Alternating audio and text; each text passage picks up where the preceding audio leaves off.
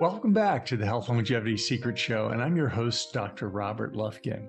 Today, we're trying something a little different, which may turn out to be a monthly feature, but it's basically a Q&A session that I have with various hosts on other podcasts. And today, we're starting out with an episode that I just recorded with Dr. Vincent Buscemi. He's a practicing dentist, and he has a podcast called the Dr. Vincent Buscemi Survival Guide for Dentists.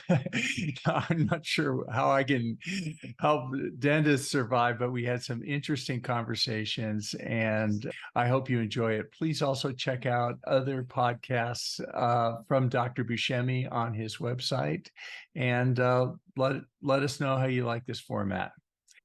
If you are enjoying this program, please hit that subscribe button, or even better, leave a review.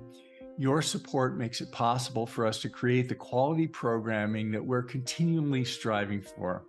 Also, let us know if there is a certain topic that you would like to see covered or a particular guest that you would like to hear from. And now, please enjoy this conversation with Dr. Vincent Buscemi. Hello and welcome to the Dr. Vincent Buscemi podcast, the survival guide for dentists, where we talk all things non-clinical, helping you survive, in my opinion, one of the most rewarding, but also most difficult professions out there. I had the honor today, or a couple days ago, to interview Dr. Robert Lufkin, MD. He's a physician and medical school professor at both UCLA and USC, focuses on applied science of health, longevity, and consciousness. Robert is not your typical mainstream run-of-the-mill physician. Although he writes in his newly released book, The Lies I Taught in Medical School, that he is part of the establishment, that is probably the only thing I have to disagree with Robert on. He is an independent thinker. He's looking at the literature. He's finding ways to live the best life possible. Robert, I can't thank you enough for the amazing interview. Guys, you're going to love this, and I'll talk to you guys soon. Funny, I was in Disney World last week considering handing out your book to every person that was at that park. Great. We'll get some copies for you then. So, how does in your book, you said you are part of the establishment. How does a medical doctor, part of the establishment, start thinking the way you're thinking? Well, we're live, right? We're recording. Okay. I record the intro Perfect. separate. Yeah. Sure. Yeah. Well, basically, I didn't have a choice. I was forced into that decision because I was living my life normally. I was, teaching at a medical school. I was doing research. I was seeing patients. I was doing all that stuff. And I came down with 4 chronic diseases that were, in my mind, were sort of unrelated. I went and saw my doctor. I was put on prescription medicines for all of them. And that would be the end of the story, except those chronic diseases were diseases that my father had gotten, and he died from them, but he was in his 80s, almost 90 when he died. And I was much younger. I still had kids in elementary school. And I'm thinking, wow, this isn't going to end well. If I'm getting these diseases now, which, killed my father. So it basically, I was forced to re-examine what my beliefs were and what I was teaching and what many people still believe and are still teaching in medical schools. And this isn't any original research I did. I just basically went back to the peer-reviewed articles and tried to educate myself as best as possible. And I realized there was a lot of change in our understanding of chronic diseases, and in particular the diseases that I had, and the role that how they were related by common underlying metabolic factors, and how the prescription drugs that I was given and that I had prescribed for people actually they treated the symptoms, but they didn't really have much effect on the progression of the disease, the kind of the root cause, if you will. And so I looked dove even deeper, and there's a lot of work about how these diseases can be reversed, and these metabolic conditions can be reversed with lifestyle choices. So I looked very, very long and hard at the lifestyle choices I was making. I completely changed my diet, my sleep, my exercise, my stress, and long story short, I went back in to see my doctors, and they couldn't believe it. They said, "What's going on? What happened? You basically you're cured of these diseases, and you don't need to be on these medicines anymore." So I've now become interested in helping other people understand this and not fall into the same situation that I was in. And unfortunately, this message isn't very widely known, and there are a lot of things that are still being taught in medical school, and many of my colleagues still accept that I believe are incorrect and that I disagree with now. How do your colleagues react? So some of the lies in your book, a calorie is not just a calorie, more insulin doesn't treat diabetes, metabolic and metabolism can lead to mental health issues. How are your colleagues dealing with the book you published? Yeah, it's interesting. I mean, as scientists, we all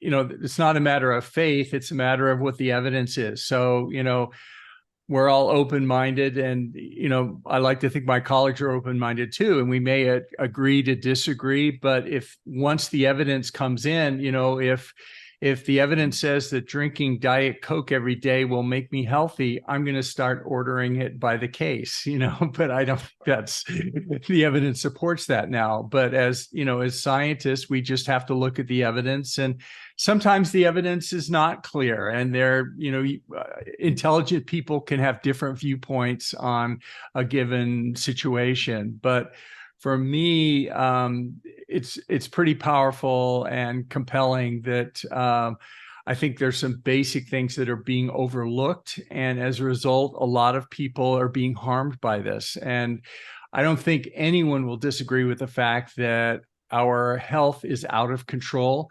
Obesity and overweight rates are unprecedented. Never in the history of the world have there been so many overweight and obese people. Never have there been so many type 2 diabetics. That happened about 10 years later, and that is increasing now. And then we're seeing increasing rates are going to be coming from heart disease, cancer, Alzheimer's disease, and all the metabolic conditions, hypertension, that are, in my opinion, are all linked by some serious underlying metabolic situations that are being overlooked by the healthcare system as it is. What are we overlooking? What are we doing as a general population that's breaking our metabolism and causing this obesity and diabetes and cancer? Well, I think we could trace it really to the last few decades. In other words, the 1950s, we didn't have the problem with obesity and diabetes and the other things. It's really happened in the last 20 or 30 years or 40 years even.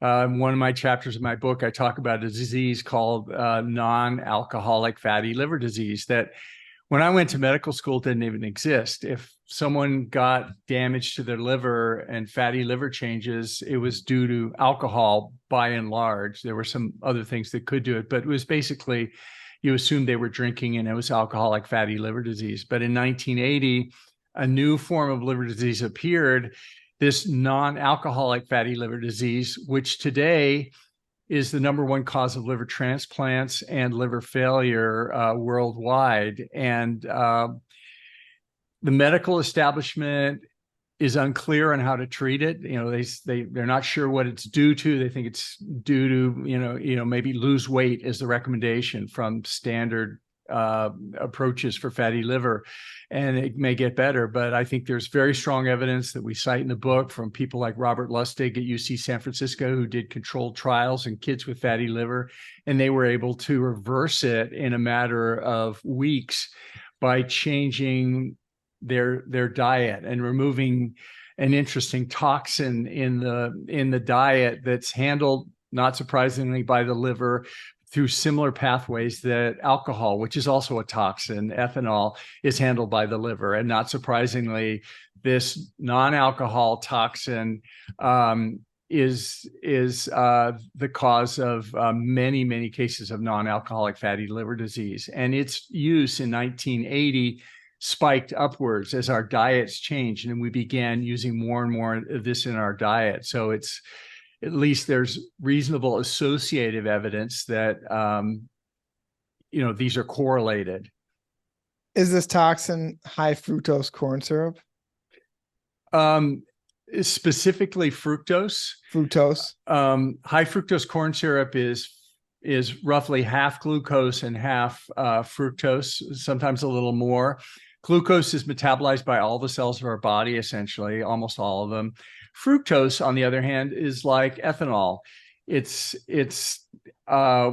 when it exceeds certain levels, certain very low levels, it needs to be detoxified, and the detoxification organ is the liver. So the liver handles fructose. So when we eat large amounts of fructose, it goes to the liver and causes fatty changes in the liver. So to your point, high fructose corn syrup was essentially developed in the 1980s, and all the soda makers famously switched from cane sugar to high fructose corn syrup for the Coca-Cola and Pepsi. I hope they're not sponsors of your show. But, unfortunately, they're not. Similarly, all the junk foods the majority of them switched from cane sugar to high fructose corn syrup. And the reasons are, one, high fructose corn syrup has a longer shelf life. It lasts, indefinitely, basically. The second thing is it's a liquid. So cane sugar will crystallize in foods and it'll be crunchy after a while. And you may not want your Hostess Twinkie to be crunchy if the cane sugar crystallizes. But the most important thing, and the pernicious financial incentives behind this whole thing, is that the government actually subsidizes the production of high fructose corn syrup by its massive corn subsidies, as well as subsidies for other junk food materials. But corn is heavily subsidized so that high fructose corn syrup is actually cheaper than an equivalent amount of cane sugar. So one reason why junk food is so inexpensive is because our tax dollars are used to subsidize it. Now, the money comes back into the system on the healthcare side when people go in and need treatment for their diabetes, and money flows back in. It flows out for the subsidies on these. So why, I've read your work, Lustig's work, Jason Fung. Why is the medical establishment not understanding what you're talking about? Why is it not agreed upon that this is so terrible for your liver and for your health? I think part of it is that, and I was certainly an example of this, and I still am in many ways, that medical science is it's very complex. There are a lot of complex systems. So in order to be specialized in one thing, you have a vertical area. So the endocrinologist may not talk to the liver specialist, or the Alzheimer's doctor who deals with the brain fog and the early Alzheimer's disease may not talk with the endocrinologist, even though increasingly Alzheimer's disease is strongly linked to diabetes and metabolic disease. It's now called type 3 diabetes because of that association. But anyway, in the medical system, there's not a lot of cross-talking and learning from other people. There are also pernicious financial incentives. Some are conscious and unconscious, and some are, I'm sad to say, intentional, or people are aware of them. There's strong financial incentives to prescribe certain types of drugs. The American Heart Association still recommends vegetable oil or canola oil as being heart healthy, when there's a very large amount of evidence suggesting that it's not. American Diabetes Association recommends eating foods for diabetics with moderate sugar content, in which they say that's okay, just quote, cover it with insulin. This is not a good approach, and it makes the type 2 diabetes worse. So it's very complicated. It's much easier to prescribe a statin or to give someone metformin or insulin for their type 2 diabetes in what modern medicine has for an office visit of 7 minutes or so in some cases. Things that I had to do to change my lifestyle were very challenging lifestyle changes. They affected what I ate, how I slept, all different kinds of things that couldn't really be communicated to me necessarily in a 7-minute visit. In fact, when I was diagnosed with one of my diseases, which was hypertension, which almost half of adult Americans have anyway, and I was prescribed a blood pressure medicine. And on the way out the door, the guy said, even though I wasn't overweight, he said, I said, is there anything I could do about this? And he says, yeah, exercise more and, lose weight. And I go, okay, and don't eat salt, which is sort of the common medical advice. But, in the book, we talk about how hypertension is strongly linked to metabolic disease, and it's one of the symptoms of metabolic syndrome. And in fact, by going on a diet that reverses metabolic disease, one of the symptoms, which I certainly had, and it's a common symptom that people have even days after starting a metabolically healthy diet, is they'll get lightheaded because the hypertension goes away very quickly. But so to your question, there are many different things. You go to a hospital and you say, hey, we have a program, just like Virta Health does, and other people have shown in controlled trials that type 2 diabetes is carbohydrate intolerance, right?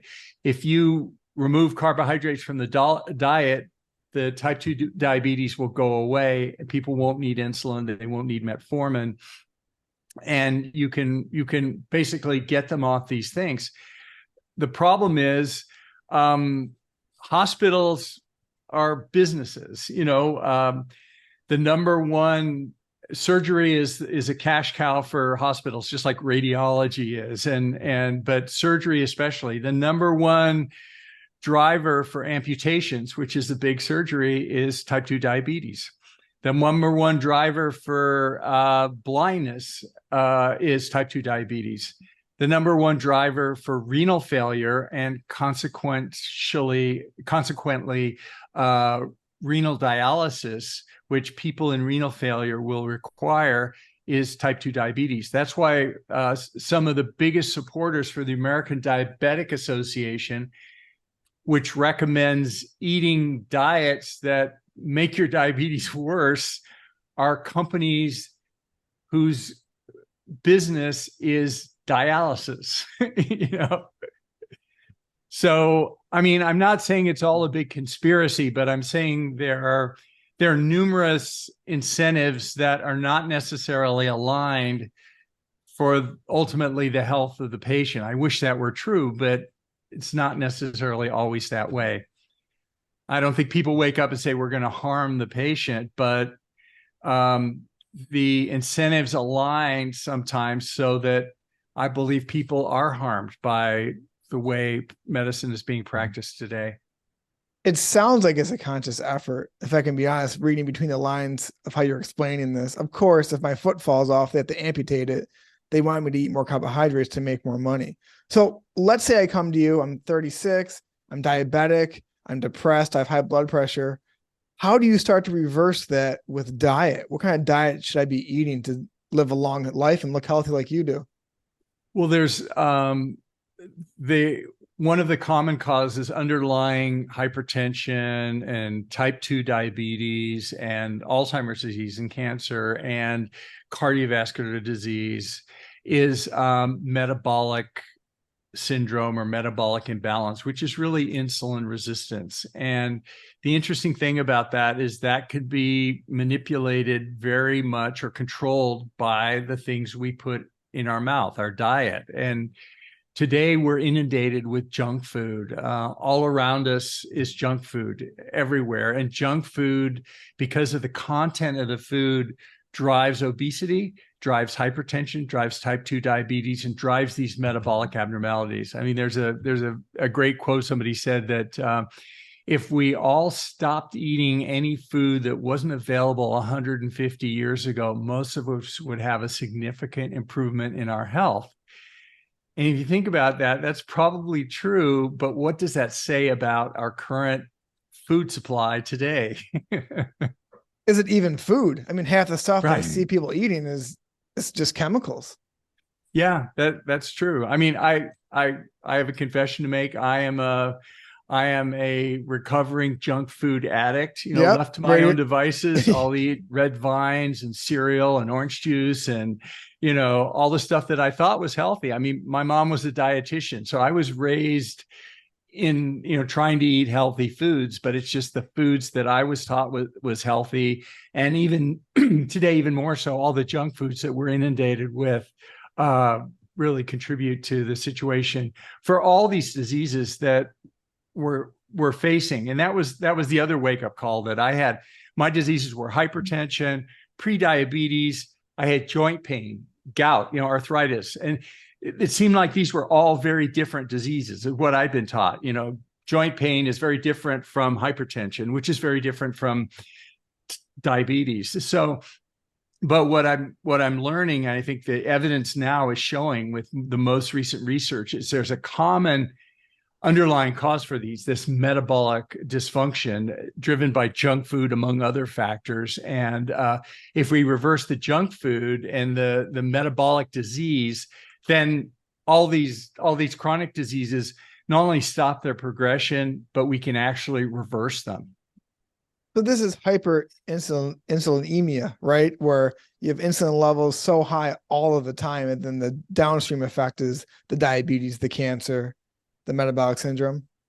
Yep. Yeah. And Alzheimer's disease. And I mean, type 2 diabetes, when we say diabetes, that's the type we're talking about. There's another type, but it's essentially rare. It's less than 10%, type 1 diabetes. But type 2 diabetes is the type we all face now. It's caused by resistance to insulin. The body requires more and more insulin over time. And another thing changed in my thinking. I used to think that diabetes was something some people got, some people didn't get. It's kind of like, you know, maybe I got it from my parents or maybe I didn't. But there's some interesting data now that changed my mind on that. If you look at large populations of non-diabetic adult Americans, like the Framingham study or the NHANES data, if you plot the markers for diabetes risk, which is called hemoglobin A1C. I don't know if you've ever talked about that with your audience, but that's a marker for glucose damage to the red blood cells. And the higher it is, the more the damage. And once it passes 6.5%, then the doctor will diagnose you as, yes, you're diabetic. And then I can start charging for the visit. I can prescribe insulin. I can prescribe metformin. There are different things you can do that kick in. But below that, I'm not diabetic, so I can't charge that. But what happens is over time, a fascinating thing happens in non-diabetics. That is, almost all of us, the average HA1C increases the older we get. So my thinking has changed. What I think of now is diabetes and this insulin resistance. It's like gray hair. You know, in other words, if we live long enough and we don't die of something else, we will all become type 2 diabetic, you know, over time as our HA1C creeps up.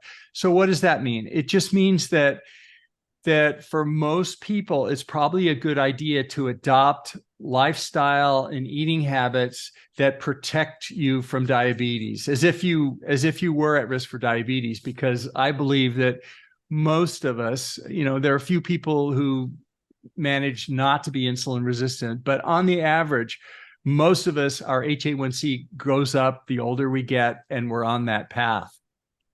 So should we be very concerned about all carbohydrate intake or some carbs? Because in your book, you made a post on Instagram saying that carbs were not essential, and like people like lit you up in the comment section. Are you eating zero carb right now? Well, to summarize, sort of the carbohydrates, as your audience probably knows, are one of three macronutrients. If we divide kind of the major food groups, it's fat, proteins, and carbohydrates. And as it turns out, as you say, fats and proteins are essential. In other words, we die if we don't eat those.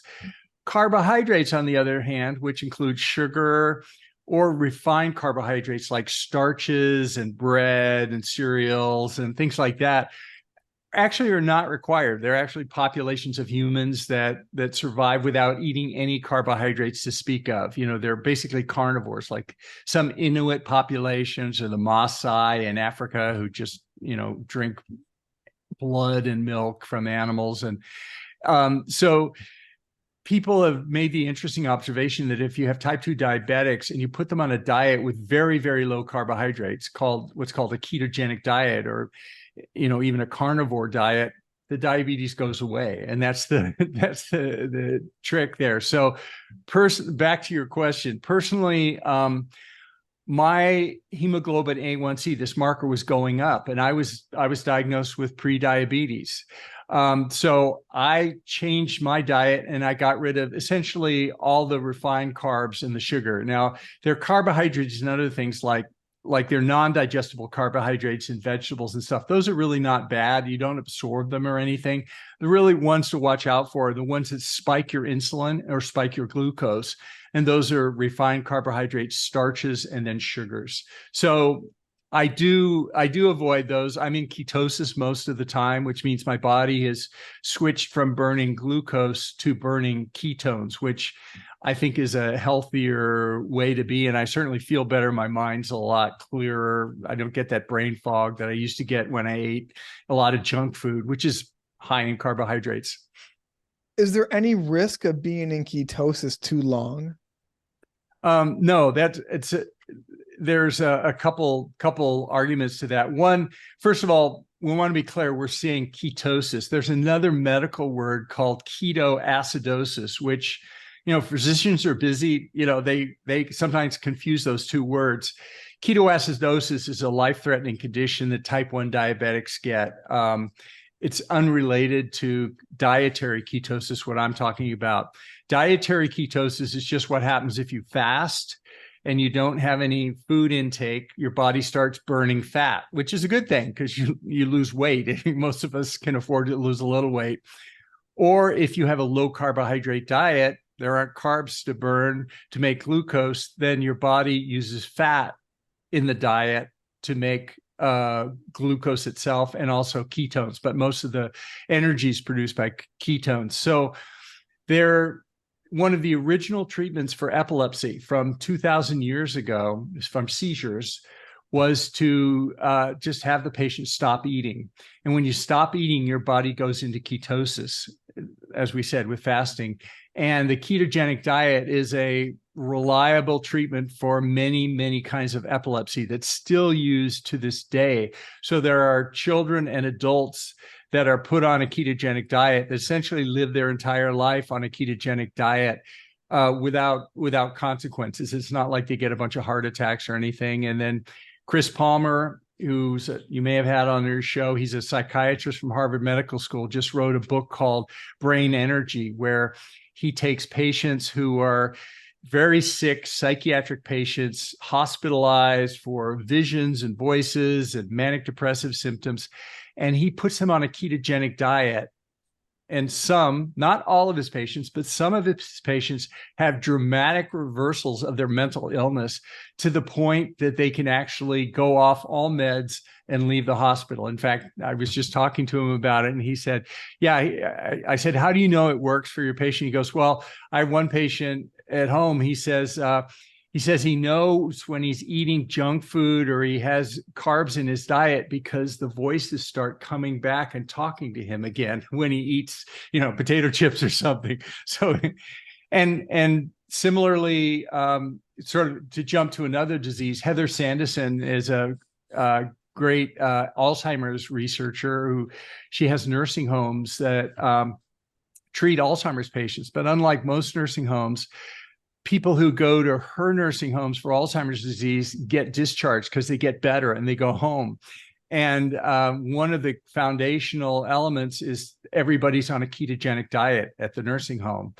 And I say, come on, how do you know that ketosis works for your Alzheimer's patients? Do you have evidence? And there's published evidence from Dale Bredesen and others, but she relayed an interesting anecdote. She said, yeah, well, for some people, it's really dramatic. For example, Mr. Jones over there, when he's in ketosis and his grandchildren come into the room, he smiles and hugs them and knows all their names and interacts with them normally. When he eats some junk food or goes out of ketosis, he basically can't remember their names anymore and doesn't even recognize them when they come into the room. It can be that dramatic. So that's mind-blowing for me. I lecture to dental students sometimes about depression, and I always bring up Chris Palmer's book. Okay. And I just say, I go, I know people think ketosis like six-pack abs, but think like mental energy. But how is this not more accepted if Chris Palmer sees schizophrenia reversed? Although he did say it doesn't cure it, but improve symptoms. How are more doctors not saving lives with a ketogenic diet? Well, it's funny because it's not just some mental illness, not all, of course, and some Alzheimer's disease, not all Alzheimer's disease, but also people are looking at ketogenic diets for cancer treatment, not to replace the mainstream stuff we've been doing for 50 years, but as something to add on that makes a difference. And these ketogenic diets that correct metabolic disease can also reverse hypertension. They can also reverse type 2 diabetes. And they can also, of course, reverse obesity. That's why, people have six-pack abs who are on ketogenic diet, because all this subcutaneous fat, tends to go away. But that's a great question. Why aren't more of our colleagues out there shouting this from the roof? Because it's really, I started this about 4 years ago, and I've been in ketosis and on a ketogenic diet now for 4 years. And sure, I miss the sugar, I miss the bread and the sweets that I used to exist on all the time. But, I'd rather live to see my grandchildren. And I've been able to substitute things that I never used to eat, like butter or, meat with fat on it, and a lot of, avocado, guacamole dip.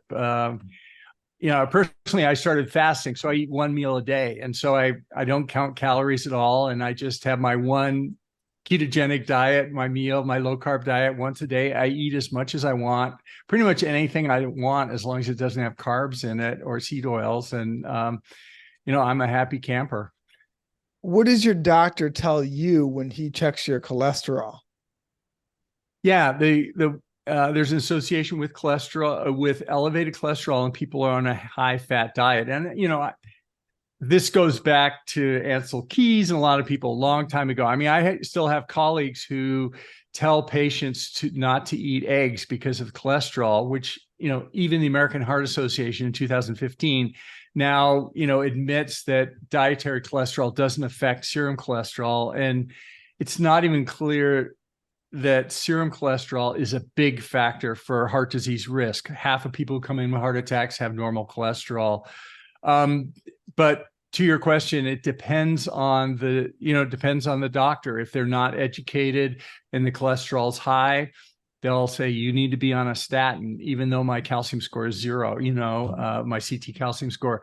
So there's a lot of education and a lot of acceptance that has to be out there. You have to find a doctor who has read these articles and is familiar with, Chris Palmer's work and other people's work in a ketogenic diet. I wasn't nervous about saturated fat intake or LDL, HDL until I read Peter Attia's book, Outlive. Did you read his book? Yeah, Peter's a really good guy and a really smart guy, but he goes off the rails. And, he says most of the stuff I really agree on, but I disagree with him on a few key points related to cholesterol and APO, fractionations and things like that. So, hey, hopefully we're both intelligent people, and we can agree to disagree. I mean, he has a lot of great ideas. I recommend his podcast. I recommend his book. He's getting great exposure, but I think some of the things in his book, I disagree with. I do too, because he made a comment in his book, and I'm not here to trash him at all, but you want your cholesterol as low as you can go. But aren't there studies connecting low cholesterol to dementia in your later years? Yeah. I mean, there's overall risk. I mean, that's the famous studies of using statins to lower heart attack rates, and statins do lower heart attack risk, but it's a very small percentage. The absolute versus relative risk, it's like 1% or so. But when you look at meta-analysis of large studies with statins, an interesting thing happens when you include other causes of death. Taking a statin has no effect on the overall death rate on people. In other words, taking a statin in a population, it may lower the risk of heart attack a very small amount, but something else happens to the death rate with other people so that it makes up for it. What is that? What could that possibly be? Well, as you say, the suicide rate goes up. Other things related to mental health issues, which may be tied to cholesterol. I mean, at the end of the day, nobody knows. Peter Attia may be right. We may be right. Who knows? We're still learning this stuff. But that is real cause of concern that, the statins, you may not die of a heart attack, but it changes other things in your body so that at least on a population-wide study, the people who take statins die at a higher rate from other things, which doesn't make any sense at all. But one could imagine mechanisms for it. Yeah. And again, I'm not a medical doctor, so I won't disagree with either of you, but it just, when you said we don't have all the answers, it just seems like there's so much evidence stacked on your side. Because with a high fat, low carb diet, if it reduces symptoms of all the diseases we talked about, it seems like that's a no-brainer. Yeah, I mean, it's hard. The challenge, of course, is in dealing with humans. A lot of the studies are correlations rather than causation. Doing the controlled studies, probably good nutritional studies we'll never see that will answer these questions. And even the one with Rob Lustig that did with the fatty liver, it was a small population, small number of people over a short time frame. So there's a lot of challenges to get through the evidence. And then talking about pernicious incentives, there's a lot of money coming in to do research on statins to prove that they work. There's very little money coming in to do research proving that statins don't work. In Zero, fact, yeah. So there's an imbalance on the types of publications that are being done, and there's a whole literature about bias when drug companies fund research and what happens with that. So it's challenging, but I hope more people come around to our point of view on these things. But we just have to be open-minded, look at the literature, and talk to other people about it, like we're doing now. So I do want to dive into one more topic. So you don't know Sure. this about me. I have a special interest in cancer. My sister was diagnosed with stage 4 cancer 18 months ago. And I know that Thomas Seyfried wrote one of the intros in your book. Can you describe to me the metabolism and how it relates to cancer and how cancer is probably not genetic? Yeah. It's a fascinating topic. Cancer is, when cancer, have you talked about Otto Warburg at all in your program? I have, but please go. I've talked about it with someone else, but please. Otto Warburg was a German scientist, fascinating story. Ravenous is a great book about him. But he looked at metabolic pathways for driving cancer, particularly glucose metabolism. I mean, there's no question that cancer cells burn a lot of glucose. That's why we do PET scans to find cancer cells. Almost all cancer cells do that.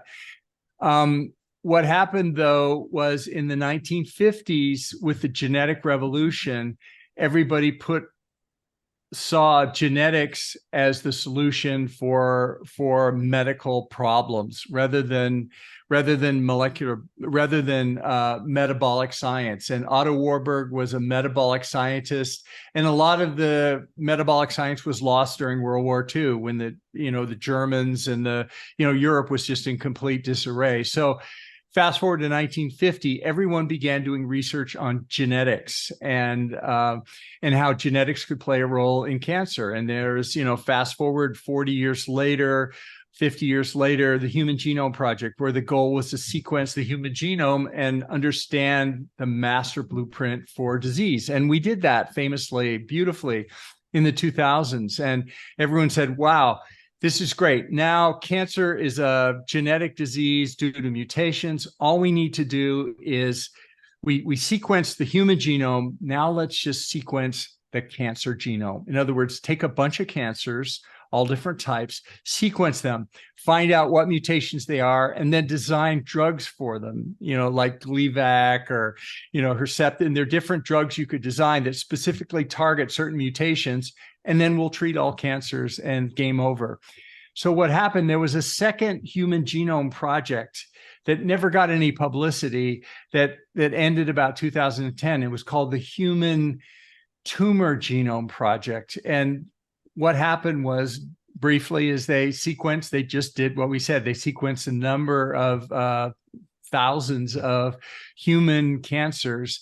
And what they found was extremely disappointing. There were mutations in these cancers, but there were no consistent mutations. In other words, the same cancer in one patient compared to another patient, the same cell type, had different mutations. In fact, the same cancer in the same patient had different mutations. In fact, the same cancer in the same location in the same patient, the same lump tumor, had different mutations. So whatever was happening, they appeared to be completely random, and there wasn't like a single driver mutation, despite the fact there were certain oncogenes that are driver mutations that have been discovered. They unfortunately are not the rule, and most cancers have sort of random mutations, and this led to a great disappointment in the early 2010s about our approaches to cancer. And even though Richard Nixon started the war on cancer in the National Cancer Institute in the 1970s, sadly, overall, we're not winning the war on cancer. We could even say cancer is winning.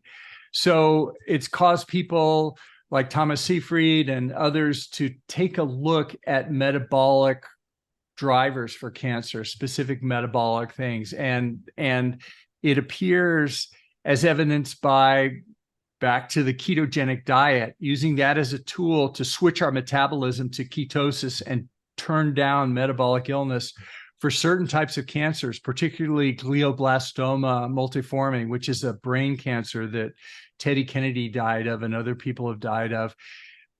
They've had dramatic results using ketosis on that type of cancer. And now they're beginning to use ketogenic therapy as an adjunct to basically all types of cancer. And there's, the work's very exciting. The final answers aren't in, but there's promise that turning down glucose metabolism by switching ketones, we know tumors are highly glucose metabolic.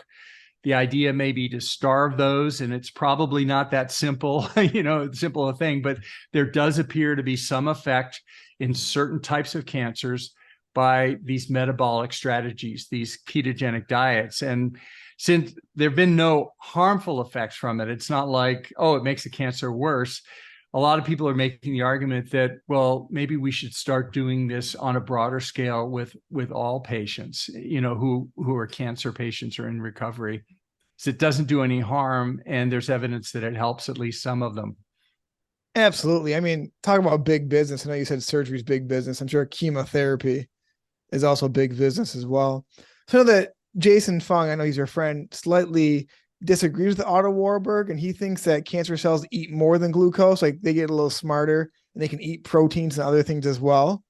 How would that? Yeah. So with a ketogenic diet, if you're eating meat, wouldn't that still feed the cancer cells? Yeah, and that's why I said it's probably not as simple as as getting rid of glucose. I think take it down one more level. There's a protein that's a signaling protein, a nutrient sensing protein called mTOR that's present throughout the animal kingdom, conserved over billions of years from yeast all the way to humans. It's a master survival protein, and it basically senses glucose, tells cell to grow. If there's no glucose, it tells cell to repair and do autophagy. There's a lot of evidence. I mean, it was not even evidence. It's known that cancers work by growing. So turning mTOR on to this growth state drives cancers. And there's evidence that drugs that block mTOR, this protein, and turn it off, drugs like rapamycin, are actually FDA approved to treat cancers. It just so turns out they also treat heart disease and Alzheimer's disease research they're doing and many other things. But turning down mTOR for cancer appears to be a very, very powerful signaling thing. So glucose, insulin, IGF-1 all turn mTOR on and presumably drive cancer. So by metabolically turning mTOR down, and as it turns out, protein in the diet doesn't affect mTOR. So it's mainly glucose that drives mTOR up. Protein is a very, very slight effect. So if you want to get a maximum signaling effect on mTOR, with lifestyle is with getting rid of glucose and turning down your insulin, or you can take rapamycin, or probably do both if you really want to. It's crazy. You always hear from medical doctors, there's no one pill to get healthy, but it seems like the one pill is the ketogenic diet. Well, the diseases that are responsible for the majority of the problems in our healthcare today are the chronic diseases. So, and those are the diseases that metabolic disease and things like lowering carbohydrates in the diet can help many, many patients, not all patients, but many patients. Turning down insulin resistance is a factor across all those diseases. Now, if I have a broken arm, ketogenic diet may help me repair, but I'll need to go to a hospital, get a cast, and set the bone. If I have a congenital heart valve, like a bicuspid aortic valve, ketogenic diet probably isn't going to do anything. I need surgery to replace the valve. I need things. So certain things traditional medical care does. Now, a ketogenic diet or a metabolic health strategy, certainly no one will argue getting rid of junk foods is going to help everyone for everything. But to your point, for these chronic diseases that occupy most of our healthcare dollars and most of us, 90% of us are going to die of, those, interestingly enough, are driven by common metabolic factors that can be influenced by the junk food we eat and exercise and sleep and stress. Yeah, it seems so simple. So we're coming up on the hour mark, and I gotta tell you, I'm gonna sound like a little schoolgirl. When you sent me a pre-order of your book, I like text all my friends like, "Oh my gosh, a medical doctor sent me a pre-order of his book. I'm like a celebrity." So if we had one takeaway from this hour interview, what would you tell the audience? What's the biggest point you want them to know? I mean, the thing that I learned was that the chronic diseases that I was facing, and statistically, all adults are facing, can be slowed down, even reversed by lifestyle choices. Lifestyle choices matter. In fact, they're probably more powerful than the drugs I was taking, because the drugs I was taking didn't change the underlying root cause. They made my symptoms better, but they didn't change the underlying disease. So for me, the take-home message was that lifestyle really, really matters. And, we get to choose every day what we put in our mouth when we eat. And it does make a difference, probably more than most of the medicines we take. I couldn't agree more. So the book is The Lies I Taught in Medical School. And then you just made a post. It was just released. Is it on audiobook now too? Actually, the book is available for pre-orders. We just went with Ben Bella Books as the publisher, which is Chris Palmer's publisher as well. And pre-orders are available on my website for the hardcover book. The other pre-orders are not yet, but if people want to try it and get a sample, you can go to my website. I'll be glad to give you the link here, but they can go to my website and you're welcome to download a sample chapter, either in audio form or a PDF of the first chapter, and you can see if it interests you. It will. Everyone will love this book. Your website is robertlufkinmd.com, right? Yeah. Okay. And one of the headings is lies I taught in medical school. Just go on there and there's a free sample chapter button you could just hit and download it from there if you want. It is totally worth the read. Anyone listening? Well, doctor, I cannot thank you enough for your time and hope to talk to you soon. Thanks so much, Vince. It was a pleasure, and thank you for the work you're doing with this podcast. You're really helping people's lives. Thank you. Talk to you soon. This is for general information and educational purposes only, and it's not intended to constitute or substitute for medical advice or counseling. The practice of medicine or the provision of healthcare, or diagnosis or treatment, or the creation of a physician, patient, or clinical relationship. The use of this information is at their own user's risk. If you find this to be on the value, please hit that like button to subscribe to support the work that we do on this channel. And we take your suggestions and advice very seriously, so please let us know what you'd like to see on this channel.